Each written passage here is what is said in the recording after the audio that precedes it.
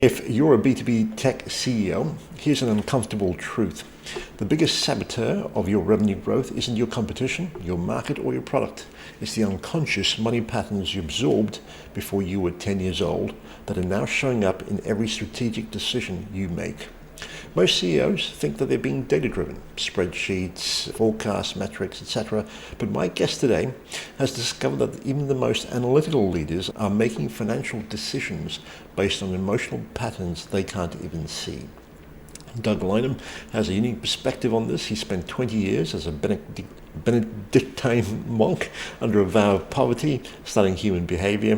Then he became a financial advisor and brought in 120 million in new assets, not by being the smartest analyst in the room, but by understanding the psychology behind why people make the money decisions they do. He's now a partner managing over 250 million at a sustainability-focused investment firm and the author of 2 best-selling books on financial psychology. So today, we're unpacking the hidden psychological patterns that sabotage revenue planning, why different personality types on your executive team create predictable conflicts around money, and the contemplative practices that help you make better decisions under pressure. Doug, if we could start with this. If you could observe a C-suite revenue planning meeting at any B2B tech company, what psychological patterns would you be listening for that the executives themselves are completely blind to?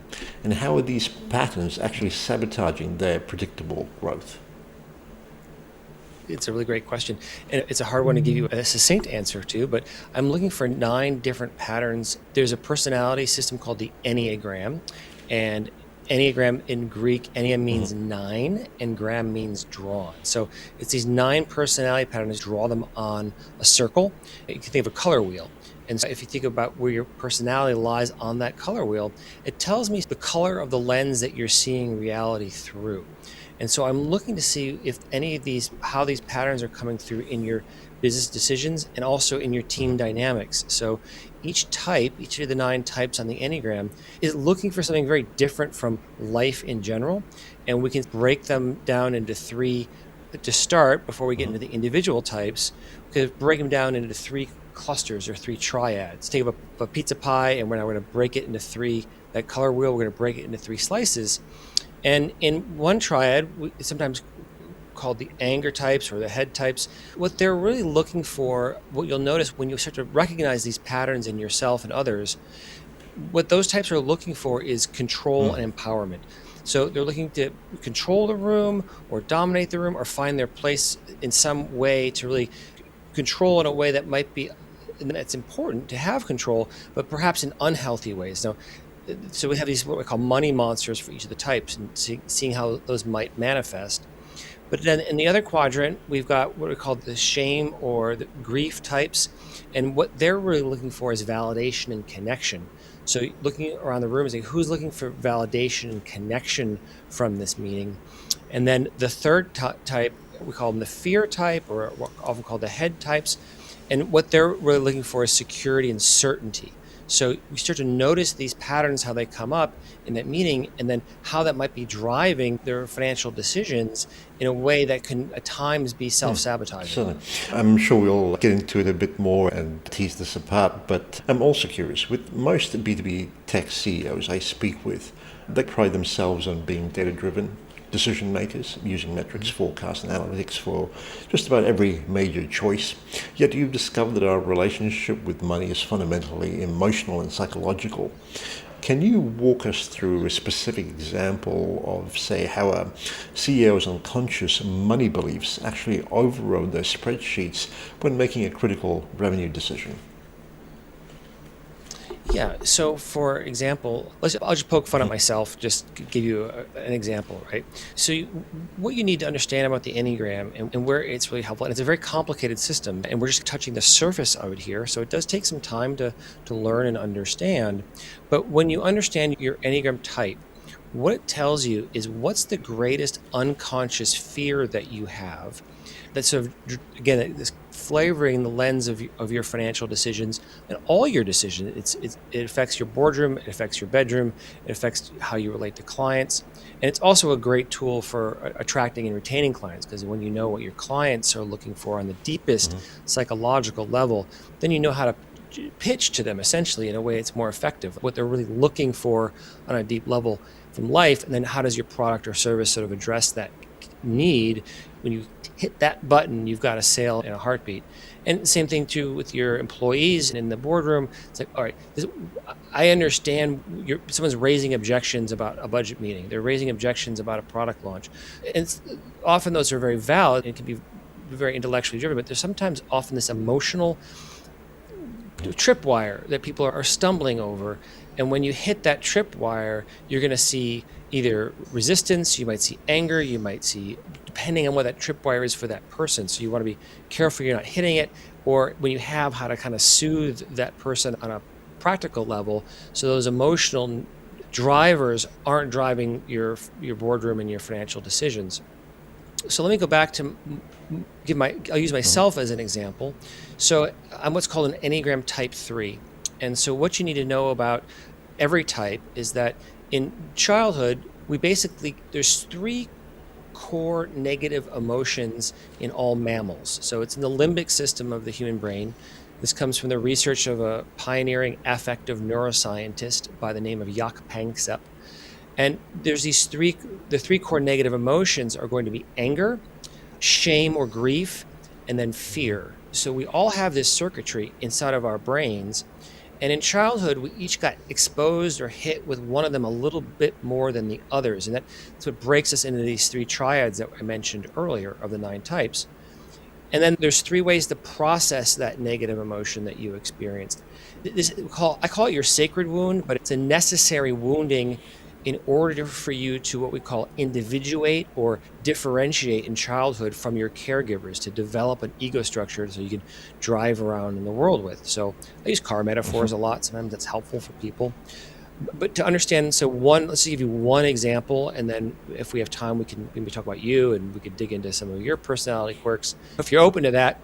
But so for a type 3, what happened for 3s is the way we got hit with grief or shame a bit more than those other 2 emotions in our childhood.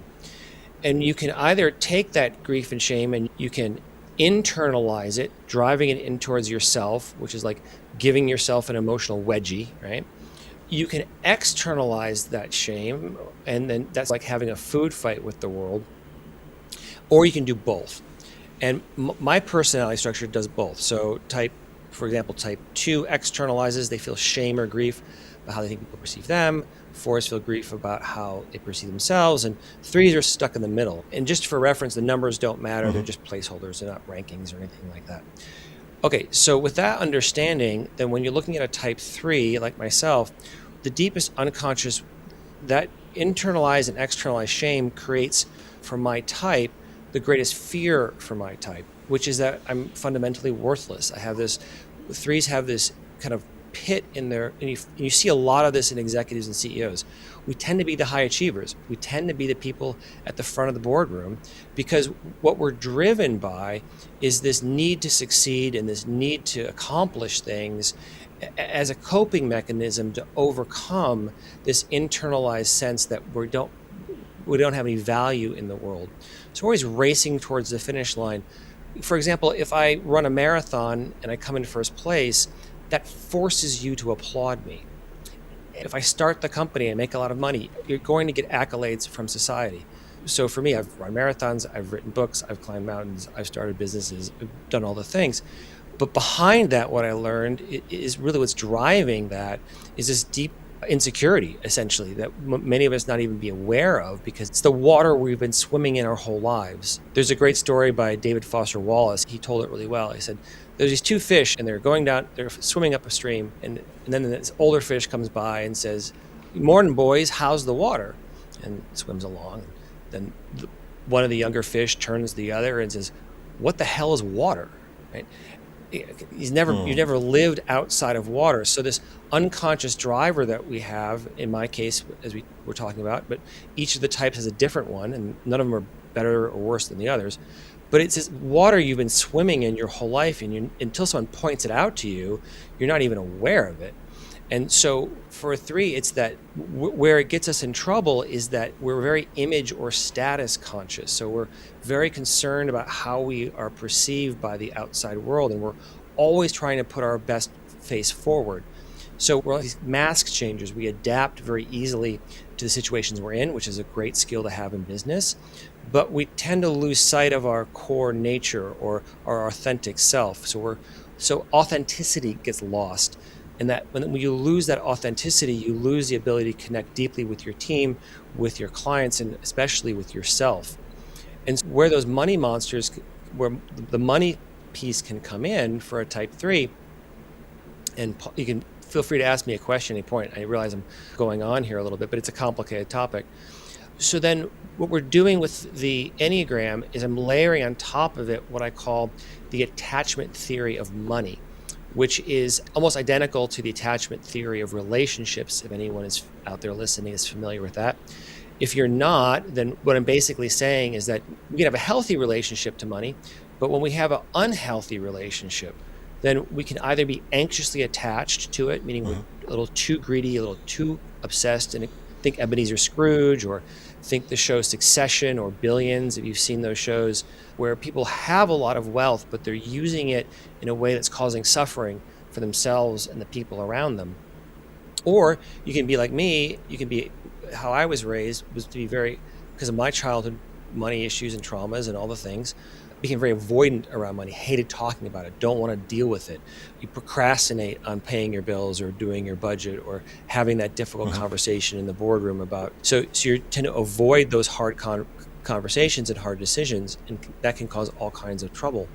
So that's one example. If you're a 3 in that boardroom, it's like it's that need to look good in front of others can prevent you from getting the critical feedback that you need to hear, hearing the things that might be going wrong, always trying to put the best foot forward. And meanwhile, the undercurrents can be, the foundation might be weak or rotting, and you're not willing to face those things because it brings up this shame. It triggers your deepest fear when someone criticizes you, says your plan is stupid, or you didn't do this right, or the product failed, or the design ideas. Like, that ability to self-reflect and take criticism can really devastate a meeting in a boardroom, for example. So, assuming that a CEO has avoidance issues with money or finances in particular, would that not come up in a meeting where the general ethos has been to be data-driven by other, so would it not be brought up by other team members in order to get things back on track as opposed to just simply avoiding the issue altogether? Yeah, but you might get the data, but you might not do anything with it, right? Fair enough. Or you might not believe it, or you might have raising objections to it, or finding ways to, let's change the subject, let's move on to the next agenda before we've really solved this problem. So just because you've got the data in front of you doesn't mean you're using it appropriately. Okay. You've spent 2 decades under a vow of poverty as a Benedictine monk, then transitioned into managing over 250 million in assets for tech founders who've raised venture capital, people who are now managing other people's money. How would you help them navigate the psychological tensions between being a good steward of investor funds and building sustainable wealth for themselves? Because those can feel like competing priorities, would it not? They can. I think the important thing is, are you doing right by your clients? Are you solving a pain point for that client in a way that's meaningful and helpful for them? And if you are, and you're doing it ethically, then there's no reason why you shouldn't be compensated and remunerated in a meaningful and healthy way. So if you are a good steward of that money and you're doing a good job, then you deserve to be rewarded and compensated for that. And then the next question is, okay, then what are you doing with that wealth that you've accumulated? How are you giving back to the world? Are you using that wealth as a tool for love and service to your community and your family and the people around you. Right. Now, you've developed what I believe you call the attachment theory of money, which is layered into the Enneagram personality system. I'd like to get specific. So for a tech CEO who's an Enneagram type 3, what you call the achiever, how much you unconsciously sabotage your own revenue growth? Could you walk me through perhaps some of the specific anxious and avoidant money behaviors you would see in this type? Yeah, if you're a CEO, the likelihood that you're maybe less likely to be money avoidant in that situation, but you might be very money anxious. So you're more concerned about image and status symbols and how your company looks. So you might pump more money into marketing and advertising and trying to put your name at the top of the masthead and everyone's seeing how amazing and wonderful you are, rather than actually focusing on the fundamentals of running a good business. So your ego can get in the way of good money decisions and good business and investment decisions because you're more concerned about how does the shiny image of your company and your own persona to the world, rather than digging maybe more deeply into some of the fundamentals of the business that need to be more solid and more strong and secure. So that's one example. Let's consider another scenario. In, say, B2B tech companies, founding teams often have very different personality types making financial decisions together. Let's say, for example, you have a type 8 CEO, a type 6 CFO, and a type 7 chief revenue officer, all in the same budget planning meeting. How do you help these teams recognize when their different Enneagram types are creating predictable conflicts around budget allocation, pricing strategy, or even investment decisions? And what does it look like in practice? Yeah. Part of it is going to be being able to communicate effectively and understand exactly what. So if you're in a room with an 8, a 6, 7. And what was the other type you said? Oh, okay, 8, 6, and 7. All right, so 8, we call them the challenger. I call them the Humvee of egos because they run over people very quickly. So for example, not to be political, but Donald Trump is a good example of a type 8. You've got this dominating personality and wants to be in control.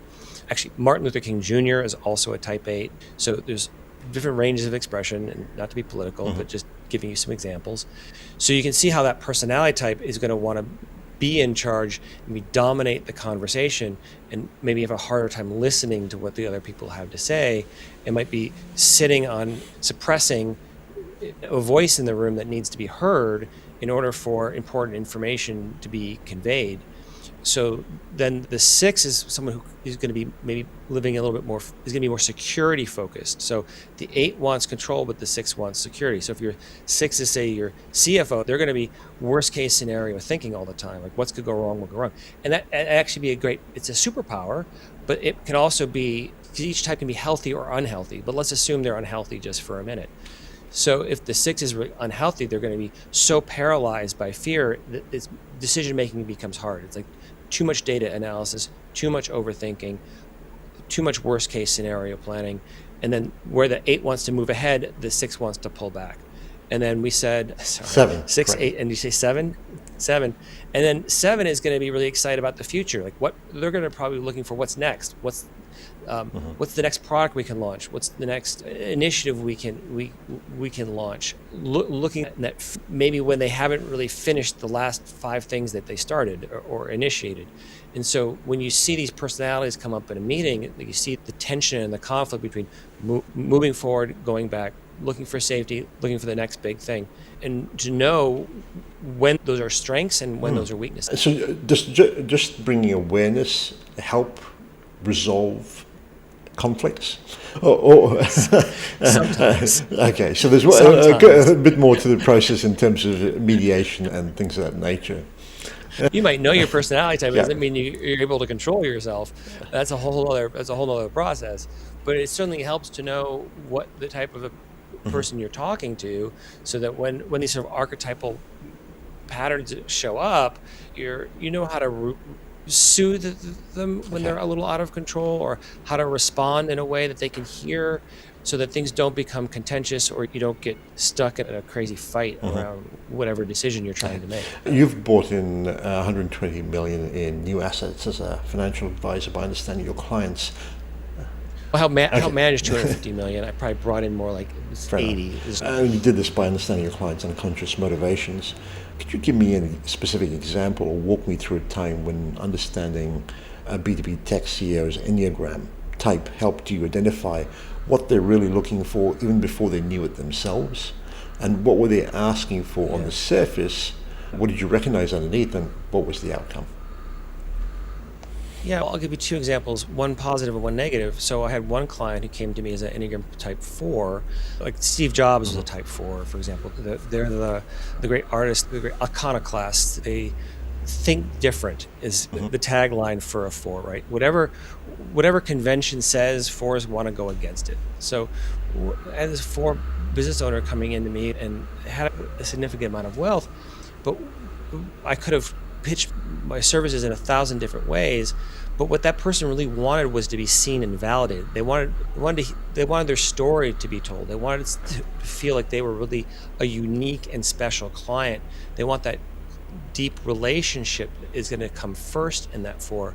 And so they don't want to hear so much about the data. They may not want to hear about the particular investment strategy so much as, does this person get me? Do they see me? Do they validate me? Are they giving me the space to really tell my story and hear my suffering in particular? 4s are known for wallowing in their suffering. And if you can embrace that and acknowledge it and see it, suddenly now I've got a client. I've got someone who wants to come on board in a heartbeat. I don't need to pitch them all the nuances of the portfolio. I just need to connect to their heart. And that can apply to the boardroom too. If you've got a 4 in that meeting, they want to know that they've been seen in some meaningful way, which is going far beyond the data. I'll give you another example of a wealthy client who came into my office, and they were type 6, and 6s are known to be very skeptical, and so they tend to be very mistrustful. They have a hard time trusting themselves, but they have a hard time trusting others as well. And this is a woman who scheduled 3 different meetings with me over the course of a year to see if I was a good fit. And so we're in this meeting after meeting and question after question after question, and ultimately didn't become a client. And I realized I was never going to get her as a client. She was never going to. She researched 5 different advisors and was looking left and right, and realized she was always going to be stuck in decision paralysis, and that even if I could convince her to become a client, it wasn't really worth my time. This was not somebody I probably wanted to be working with, because this was going to be a perpetual struggle no matter what I did or said. So knowing when to let go, be like, if a business owner is coming to you and they're that very fearful 6, once you identify their type for yourself, you can say, maybe I can bring them on and sell them my business and service, but maybe I never can, and I shouldn't waste my time. The opportunity cost is too high, and I should just move on. Another issue that B2B tech CEOs struggle with is pricing their products or services appropriately, especially in the early days and the startup days. Some chronically underprice, others overprice and struggle with conversion.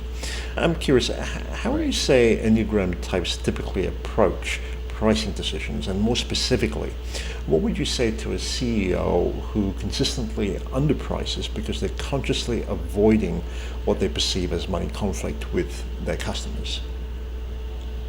Yeah, so that'd be very common for type 2s. It could be common for type 7s. It would be common for 4s especially. They're 2s and 4s most of all, because there's this deep sort of insecurity about what they're offering the world, and so they're more likely than other types to have that kind of struggle, because they're associating the price point with they're associating net worth with their self-worth in some meaningful way, but they don't feel like they deserve it, and so then they're like, I'll soft sell this, I'll undersell this.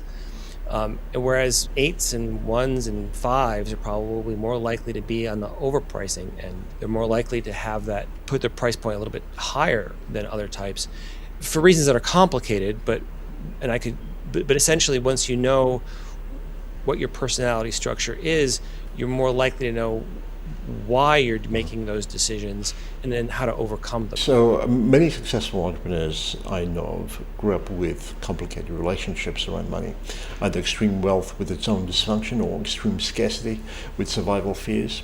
How does someone's early money story typically show up in how they build and scale their companies? And more importantly, what would you say is the path to healing those patterns so that they don't become embedded in the company culture? Yeah, that's a good question. And it depends on your type. So I'll give you my example. So I grew up in a wealthy family and where money was weaponized. So my dad was a CEO, my mom was a CFP, but talking about money was more difficult than it was easier to talk about sex than money. It was just a taboo topic. So we grew up with a lot of secrecy, a lot of shame and around that issue. And because money was weaponized, I learned to really think that money itself was the problem. And actually I was just we didn't project our parental issues onto these things. And so understanding what the root cause of that is, or especially if you grew up in scarcity, right? You grew up with a lot of fear and insecurity around money, then there's never enough, right? So you're always chasing more and chasing more to the point where there's nothing wrong with building a successful business and being wildly successful. Go for it, right? But to understand where that drive is actually causing you suffering and causing you to miss out on life, essentially, because you're so worried about growing and scaling your business that you're not making that time for your family. You're not building deep relationships or connections or taking care of your health and those other things that make life fundamentally worth living. So it's really about being able to know what that money trauma is, how it's driving you forward, and perhaps unhealthy ways, and perhaps it's also one of the things about it is the secret to many business owners' success is that fundamental anxiety. Like it's what drives many of us forward. But to realize you can be successful and you can be happy and you can have a great business, but you don't need to be driven by these fears or anxieties that are gripping you to the point where they're eroding your mental health and your happiness. So the real question is, how do you scale your business? How do you grow and be successful financially and do it in a way that's aligned with your own highest self and your own spiritual values and the ability to live a life that really makes your soul sing? So what would that look like? It's one thing to do it for yourself, quite another when you're trying to ensure that the culture isn't formed by your own insecurities and fears. And so you have to the first step is to know what they are. So if you're not even aware that they exist, which a lot of these things they say they're unconscious drivers. And so, as Carl Jung said, until you make the unconscious conscious, it will direct your life and you will call it fate. And so some of those fates can be quite devastating if you're not careful. You can drive your life into a ditch and you can drive your company into a ditch if you don't know that these things are there. So identifying it is the first part, and then of course healing it is going to be the second part. So you've developed a 3-step process, I believe, involving contemplation, compassion, and action to overcome money monsters. But here's the reality. Tech CEOs are in the middle of board meetings, funding rounds, crisis management, and rapid scaling. They tend not to have a lot of hours for contemplation. Can you walk us through how a busy CEO might actually implement this contemplative approach when they're facing a critical decision? Maybe they're deciding whether to take bridge financing or cut burn rate. What does contemplation look like in that high pressure moment? Part of it is one sort of simple trick that is good for anybody, but it's also good for CEOs, is taking some time in the morning and the evening for reflection, to think back on the decisions you made. So to start your morning by planning your day. Okay, let's really make sure I've planned my day effectively, thinking about what I really want to get out of my day. So that is a contemplative exercise in its own right. And then to really think about is to just journal, is to be able to put pen to paper and articulate to yourself what it is you're struggling with. What are these financial decisions that you need to make? What are the pros and cons? And to dump it all out on the page so you can see it and you can reflect on it in a meaningful way rather than just being bounced around by the moment. So it's finding that grounded center in yourself so that the decisions you make are thoughtful, are mindful, and are really based on the best information you have available.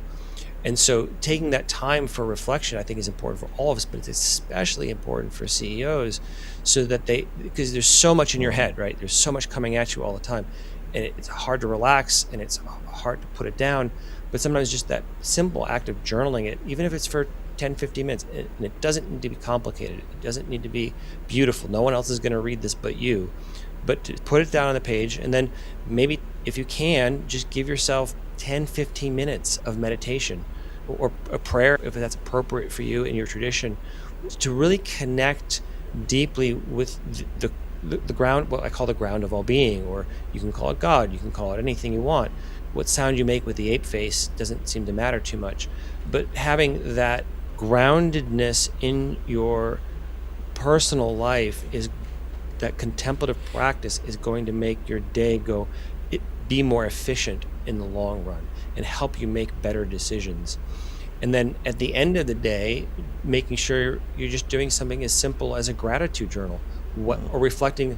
I always start with gratitudes. I think it's very helpful. Even Oprah Winfrey, right? She talks about it all the time. Like, why was she successful? Because every day, at the end of the day, she would write what she was grateful for. So you're coming into these meetings with a certain joy and levity and gratitude for your team, and you're not abusing the people around you in that need to go. And then also having that honest reflection about what didn't work today. What did I screw up? And putting that down on the page and say, I don't want to repeat that mistake. Because if you don't take the contemplative time to self-reflect on what went right and what went wrong, then you're doomed to repeat the same mistakes over and over again. So it's not something esoteric, it's something very practical.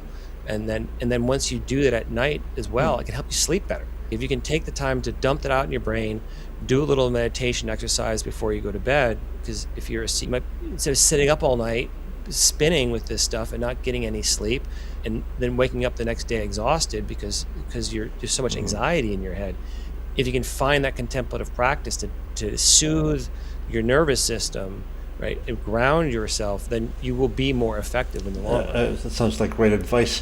One thing that strikes me about your own money journey is how you navigated your monastery to bankruptcy while maintaining your spiritual values.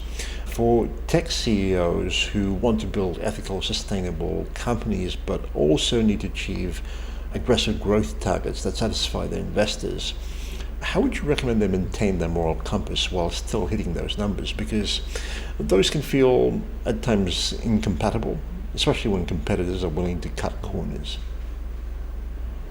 Yeah. I think that the important thing is you have to tell the truth to yourself and to others. It's being honest. Is that when you start to compromise your own integrity, it's tempting. This is the weird part. It can be effective in the short run, but it's very ineffective in the long run. And so when you start cutting those corners, you erode your own moral compass, you erode your own sense of well-being, and it catches up to you, right? You might be able to cut a corner here or there, but over time, all those lies, all those half-truths, or where you aren't really maintaining your integrity, they compound, and they're going to cause problems down the road for you. It's going to erode your happiness, it's going to erode your mental health, and ultimately it's going to cause a lack of trust. What happens when your customers find out, when your business partners find out? One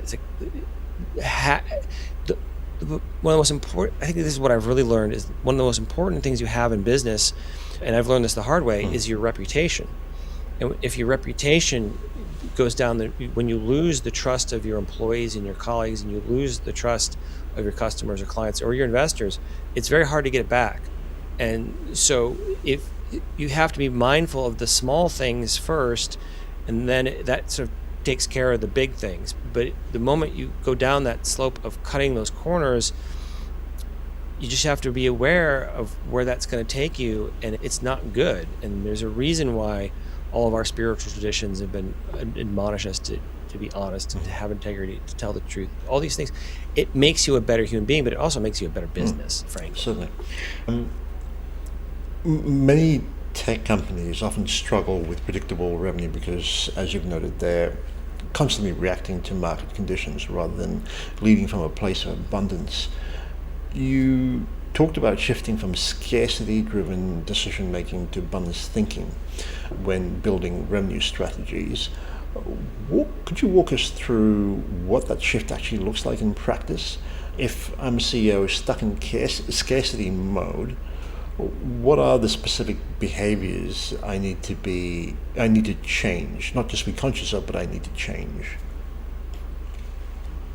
Yeah, that's a hard question. So when you're in that scarcity mode, it's very real. Like especially if your company is struggling, you don't feel like your revenue is coming in the way you want.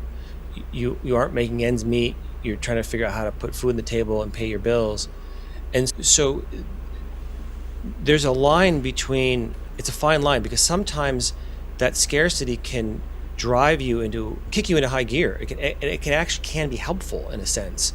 That's what can get you off your butt and motivate you to work that extra bit that you need for your business to take off.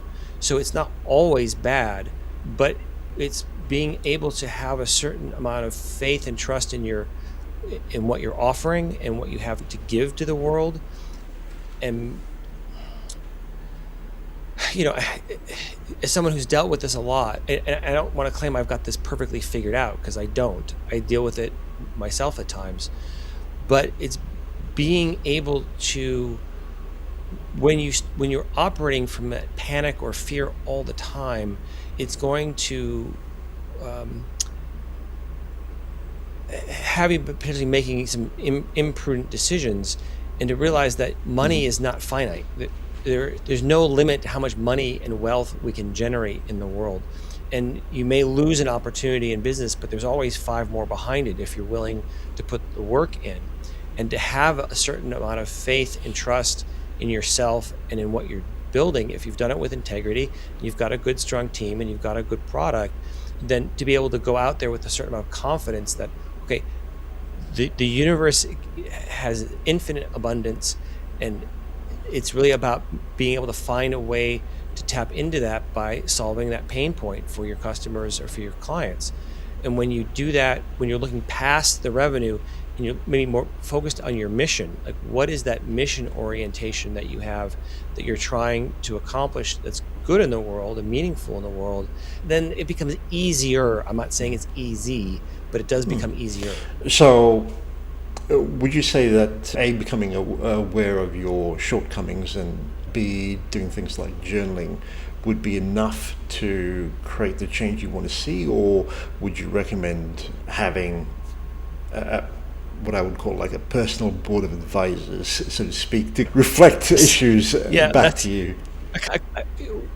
You need accountability partners, right? And this is the thing, is we all have blind spots. Put the Enneagram in its simplest terms, it's saying you have got a blind spot, right? And it tells you what those blind spots are.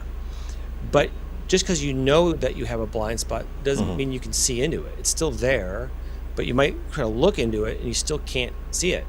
And so you need accountability partners, and it's good to know what Enneagram type is going to make a good accountability partner for you, and who is more likely to be able to help you see that. So absolutely, having that personal board of directors, whether that's partly your therapist, whether that's a business coach. When I do business coaching, and that's partly what I do is as a coach, is to point out where those blind spots are for my clients, and then help them form an action plan that's going to, or make decisions that isn't going to, that take that into account. So, okay, you're reacting in a way to the situation. But I have a client right now who's trying to doing an exit strategy for a tech company that he's selling. And it's like, all right, he got into a situation where one of the employees was stealing their intellectual property. Okay, so how does he respond? And there's a range of necessary emotions, but he was a type 8, and his first reaction was to go nuclear. I want to just blow this up. It's okay. Yes, okay, we need to call the lawyers, and maybe we need to call the police, but can you not blow up the whole company internally right when you're in this transition and create a problem that's gonna destroy the potential sale of this company in a way that's harmful? Like, how are you going to respond to this situation and maybe not choose the nuclear option right off the bat? For example, what's the minimum necessary force you have to exert in this particular situation to resolve it without creating more problems in the process? Education is key, and educational content is certainly becoming more important for B2B tech companies to build trust and establish authority. From a psychological perspective, and I believe this is your sweet spot, what would you say makes educational content truly transformational rather than just informational? And how can CEOs ensure that their content is actually addressing the deeper unconscious needs of their audience and not just providing tips and tactics? Yeah, I might need a more specific example, but could you put I'm that? asking because you've written books and that you certainly are on quite a few podcasts educating people. Just curious, what would you say makes educational content truly transformational rather than just informational? So, I think part of it is, number one, it's got to be yeah, entertaining. yeah, If you're boring, no one's going to pay attention to you. So first of all, you have to be engaging. Number two, you have to make it digestible. You have to make it actionable. And you also need to touch your audience in some meaningful way, so you're talking to their deepest needs. And so when you connect with their deeper psychological needs, and you're doing it in an engaging and entertaining way, and you're presenting it in a digestible way, then you can really hook them and you can pull them in, and then they can listen and they can hear and they can reflect, and then they can take appropriate action and put it into practice. So that's a simple answer to a very complicated question. In terms of addressing issues that people might be offended by, if we were to directly talk about it, name it, so to speak, how would you suggest, in order to achieve that transformation, broaching the subject in a way that it will be receptive, but yet also lead to transformation as you talk about the way forward? Yeah, I think part of it is just presenting with a bit of humility and self-depreciation. It's, okay, I struggle with this stuff too. I'm not claiming that I'm perfect or that I'm the guru who's got it all figured out in my own life. I'm the wounded healer walking this right along with you, and honest about what your own struggles are and where you've gotten tripped up and the mistakes you've made and the lessons you've learned. It really helps to humanize it, so it doesn't feel like a moral sermonizing. It's, oh yeah, we all prone to this stuff. We all have these wounds inside of us. We're all broken. At heart is to understand that every one of us has these. Life is hard. We're all. One of my great mentors, I asked him. He said, "Is there any spiritual truth that you can say that's absolutely true?" And he paused for a minute, and he said, "Be kind to everyone you meet, because everyone's having a really hard time." It's like, yeah, it's simple, but it's profound. And so to understand the struggles of your audience and the people who are listening to you, and have compassion, is to bring it with a great deal of compassion for whatever they're going through. Then I think they're able to hear it and listen it and be able to internalize it more effectively. Very nice. In fact, I believe you emphasize the importance of understanding the questions behind the questions, listening for what people are really asking. For tech CEOs who are naturally analytical and literal minded, what are some practical techniques that they can use to tune into the emotional and psychological drivers behind what their customers, investors, or team members are actually saying? And how would you recommend we develop these skills? I've got a whole book on that, Taming Your Money Monster, 9 Paths to Money Mastery with the Enneagram. Being able to read other people's emotions in part begins with being able to touch into your own emotions. So where is that emotional center inside yourself that might be a bit neglected? And how do you have some compassion for that and be able to, for my type, what's really hard for type 3 is even naming your emotions and even identifying them. And then being able to maybe reparent yourself a little bit and be able to give yourself that compassion that wasn't given to you. And then once you become more emotionally attuned to yourself, then you start naturally becoming more emotionally attuned to others. And you develop that deeper empathy and that ability to connect authentically with people. And that's such a superpower in a boardroom. It's such a superpower in a business, because when you're connecting authentically with your team members and they feel seen and they feel heard, not just the data, but also there's people behind it. There's someone maybe sat up all night making that spreadsheet, putting it together, sitting in front of you, and being able to acknowledge the hard work that went into giving you that data, and giving that validation and giving that connection that someone might really be yearning for on a deep level, so that they feel there's more buy-in from your employees. And so being able to connect on that level, it really is an extremely powerful leadership tool. I wonder if you could give listeners something actionable they can implement almost immediately.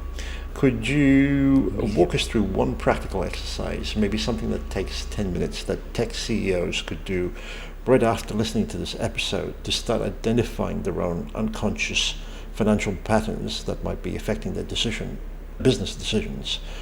What would you have them do? That's a good question. I would say take 10 minutes, sit down, and do a quick trauma timeline of your childhood. Where did money show up in your childhood, and how did you feel about it? What were some of those key pivotal moments that shaped your relationship to money? Was it your parents getting a divorce? Was it the time you got money stolen from your locker in the gym class? Was it the time you lost a job or something? Where were those moments? What are those triggers that maybe embedded that mindset around money that drove you to be maybe driven you to be successful, or causing this anxiety, this sense of lack if you were growing up in poverty? The time you went without shoes and all your friends had new shoes and you didn't, or you went hungry because there wasn't enough food on the table. Just think about a couple of those, just sketch that out for 10, 15 minutes and see if you can connect the dots. Is there a pattern there between, if you look at 4 or 5 different incidences, how did that shape your life? How did that shape your relationship to wealth and to success?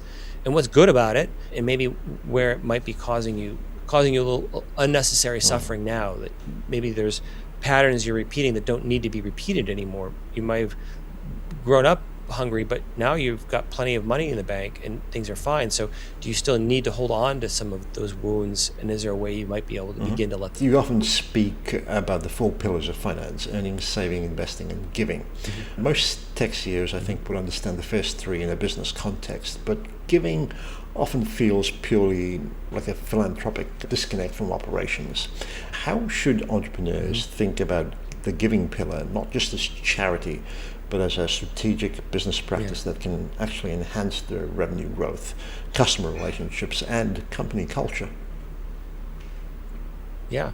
One thing is to think about, well, what do you care about? What's meaningful for you? It isn't about giving just for the sake of giving. It's what's the crack in the world that's broken that you are uniquely positioned to help fix with your company, with your personal finances, and where can you be of service to the world? And you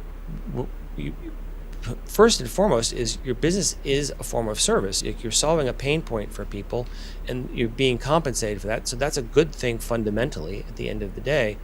But how do you build a company culture that isn't just about egoic self-aggrandizement, where you'll find more satisfaction, you'll find more customer retention, you'll find even, I know it sounds a little Machiavellian, but even from a PR perspective, it's, here's what our company does to give back to the world, so that your customers care. Many of your customers are going to care about those things, but hopefully you care about them. It isn't doing it because you should be doing it. You should be doing it because there's something meaningful in the world that lights a fire under you, that you feel like this is something, whether it's if your mom died of breast cancer, maybe it's breast cancer research. If you grew up and you were an orphan, you care about adoption and you care about helping kids who are living in shelters. What is that thing that it's going to give you, make it the journey more worthwhile for yourself, and then give you more purpose in life and more meaning in life and more satisfaction in life? And then that resonates with your customers and that resonates with your employees when they feel like you're more mission driven in some meaningful way rather than just about the bottom line. We've covered a fair bit of ground, I would think. So if you could leave our audience of B2B tech CEOs with one key insight about how their unconscious relationship with money is either accelerating or sabotaging the revenue growth, what would that be? And what's the first step they should take after listening to this conversation to start addressing it? All right. The first thing is figure out your Enneagram type. Until I know what that is, it's very hard to give you. This is the big insight, is that there isn't one thing, right? It's totally unique to you. what do you need to do, what an 8 needs to do, what a 4 needs to do, and a 2 needs, completely different. It's a totally different mindset and completely different problems you're likely to be facing. So this is why generic financial advice often fails, is because you're talking at this high level that, yeah, it's true in general, but it's not really addressing the individual psychological drivers of the person in front of you. And so I would say just be curious about your Enneagram type. If you want, you can go to my website and there's a test you can take about an hour. My website is DougLynam.com. So if you go to DougLynam.com, you can find under the resources page, there's a really good test you can take. And you can also take, the test also works for teams. You can do a team version of it. You can do a couples version of it. And there's actually one specifically for CEOs and specifically for leaders to help you understand your leadership style. And so when you understand what that is, it's going to, I think, give you a competitive super edge in that next board meeting or in the next client meeting, because both you understand yourself a bit better and then you understand the people around you a bit better. Certainly. And your books are available on Amazon and other major retailers, I'm assuming? Yep. Amazon's a great spot, but it's available from retailers everywhere. Taming Your Money Monster, that's the one I would start with. I have 2 books, Taming Your Money Monster, that's really the psychology of money. And then from Monk to Money Manager, that's more personal finance, nuts and bolts of how do you, for people who are financially illiterate and need to learn the nuts and bolts of finance, that's the place to start. But presumably your audience is already past that. So what they really need to do is look at Taming Your Money Monster, and really that, I think, would give them there's so many practical tips and insights there that I think they've extremely We'll include valuable. links to that in the show notes. Is there a social media handle that you prefer to connect with people with? Sure, I'm almost all of them, and it's the same handle as my name, at Doug Lynam. So you can find me DougLynam. You can find me on Facebook, you can find me on Instagram, and on LinkedIn. Okay. The best places to go. LinkedIn would be the best place, I think. We'll include links to that in the show notes. Doug, thank you so much for doing this. It's been very insightful. Thank you so much. Thank you for